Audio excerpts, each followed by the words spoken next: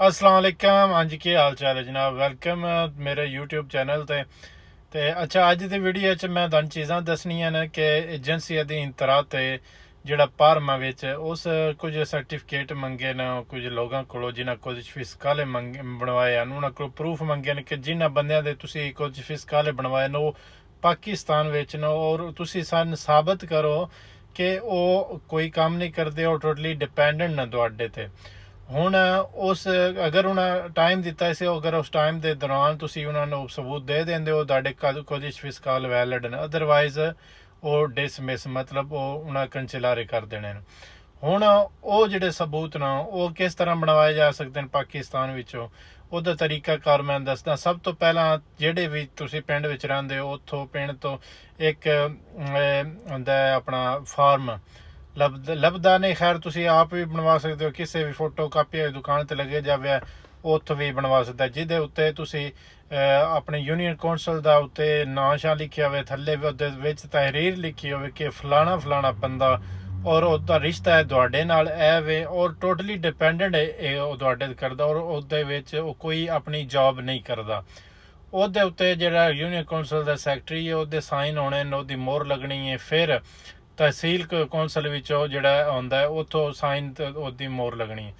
ਫਿਰ ਉਹ ਤੋਂ ਬਾਅਦ FRC ਕਢਾ ਕੇ FRC ਔਰ ਇਹ ਲੈਟਰ ਤੁਸੀਂ ਫਾਰਨ ਆਫਿਸ ਤੋਂ ਅਟੈਸਟਡ ਕਰਾਉਣਾ, ਅਟੈਸਟਡ ਕਰਵਾ ਕੇ ਫਿਰ ਤੁਸੀਂ ਆਪਣਾ ਇਸ ਜਿਹੜਾ ਆਪਾਂ ਇੱਥੇ ਇਟਲੀ ਵਿੱਚ ਐਮਬੈਸੀ ਚਾਹੇ ਆਪਣੀ ਜਿਹੜੀ ਮਿਲਾਨ ਜਾਂ ਰੋਮਾ ਉੱਥੇ ਲੱਗਿਆ ਜਾਣਾ, ਉਹਨਾਂ ਨੇ ਆਖਣਾ ਕਿ ਸਾਨੂੰ ਇਸ ਚੀਜ਼ ਦਾ ਟਰਾਂਸਲੇਟ ਕਰ ਦਿਓ, ਜਿਹੜਾ ਉਹ ਲੈਟਰ ਤੁਸੀਂ ਬਣਵਾਇਆ ਉਹਨਾਂ ਦਾ ਟਰਾਂਸਲੇਟ ਕਰਕੇ ਤੇ ਉਹਨਾਂ ਦਾ ਦੇੜ ਦੇਣੀ ਹੈ। ਔਰ ਜਿਹੜੀ FRC ਵੀ ਉਹ ਸਾਰੀਆਂ ਚੀਜ਼ਾਂ ਨੂੰ ਟਰਾਂਸਲੇਟ ਕਰਕੇ ਦੇਣੀ। ਉਹ ਜਿਹੜੀ ਚੀਜ਼ਾਂ ਟਰਾਂਸਲੇਟ ਹੋਈਆਂ ਹੋਣੀਆਂ ਨੇ ਉਹ ਤੁਸੀਂ ਲੈ ਜਾਣੀਆਂ ਨੇ ਉੱਥੇ ਏਜੰਸੀ ਅਧੀਨ ਤਰਾ ਤੇ ਪਰਮਾ ਵਿੱਚ, ਉੱਥੇ ਉਹਨਾਂ ਨੇ ਦੇਣਾ। ਹੁਣ ਕੁਝ ਲੋਕਾਂ ਦਾ ਸਵਾਲ ਹੈ ਕਿ ਉਹ ਐਕਸੈਪਟ ਨਹੀਂ ਕਰਦੇ।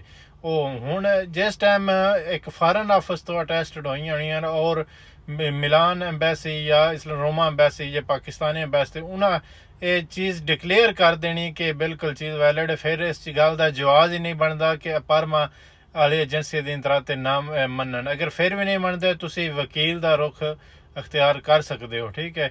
ਬਾਕੀ ਹੁਣ ਗੱਲ ਰਹੀ ਕਿ BLS ਦੀ ਅਪੁਆਇੰਟਮੈਂਟ ਵਾਸਤੇ ਲੋਕਾਂ ਆਪਣੇ ਅਕਾਊਂਟਸ ਬਣਾਏ ਨੇ, ਉਹਨਾਂ ਨੇ ਇੱਕ ਨੰਬਰ ਮਿਲ ਗਿਆ। ਹੁਣ ਕੁਝ ਲੋਕਾਂ ਦਾ ਸਵਾਲ ਇਹ ਸੀ ਕਿ BLS ਨੂੰ ਕਿਸ ਤਰ੍ਹਾਂ ਟਰੈਕ ਕੀਤਾ ਜਾ ਸਕਦਾ। ਜਿਸ ਟਾਈਮ ਤੁਸੀਂ ਅਕਾਊਂਟ ਬਣਾਇਆ ਨਾ, ਅਕਾਊਂਟ ਬਣਵਾਉਣੇ ਉੱਤੇ ਤੁਹਾਨੂੰ ਇੱਕ PNR ਨੰਬਰ ਇਸ਼ੂ ਹੋਇਆ, ਉਸ PNR ਦੇ ਜ਼ਰੀਏ ਤੁਸੀਂ ਟਰੈਕ ਕਰ ਸਕਦੇ ਹੋ ਕਿ ਕਿਤਨਾ ਨੰਬਰ ਤੁਹਾਡਾ ਚੱਲ ਰਿਹਾ। ਹੁਣ ਜਿਹੜਾ ਨੰਬਰ ਸ਼ੋ ਹੋ ਰਿਹਾ ਉਹ ਨੰਬਰ ਆਇਆ ਕਿ ਦਿਨ ਬਾਅਦ ਦਿਨ ਚੇਂਜ ਹੋਣਾ ਹੈ ਜਾਂ ਨਹੀਂ, ਉਹ ਦਿਨ ਬਾਅਦ ਦਿਨ ਨੰਬਰ ਚੇਂਜ ਹੋਣਾ। ਮਿਸਾਲ ਤੌਰ 'ਤੇ ਅਗਰ ਤੁਸੀਂ ਤੁਹਾਡਾ ਨੰਬਰ 600 ਨੰਬਰ ਹੈ, ਤੁਸੀਂ ਅੱਜ ਚੈੱਕ ਕਰਦੇ ਹੋ 600 ਇੱਕ ਦੋ ਦਿਨਾਂ ਬਾਅਦ ਚੈੱਕ ਕਰਦੇ ਹੋ ਘਟ ਗਿਆ ਵੇ।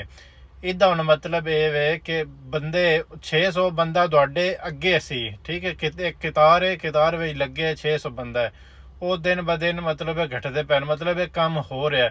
ਜਿਸ ਟਾਈਮ ਇੱਕ ਤੇ ਆ ਜਾਣਾ ਨਾ ਉਸ ਟਾਈਮ ਮਤਲਬ ਅਗਲੀ ਵਾਰੀ ਤੁਹਾਡੀ ਆਉਣੀ ਹੈ, ਠੀਕ ਹੈ।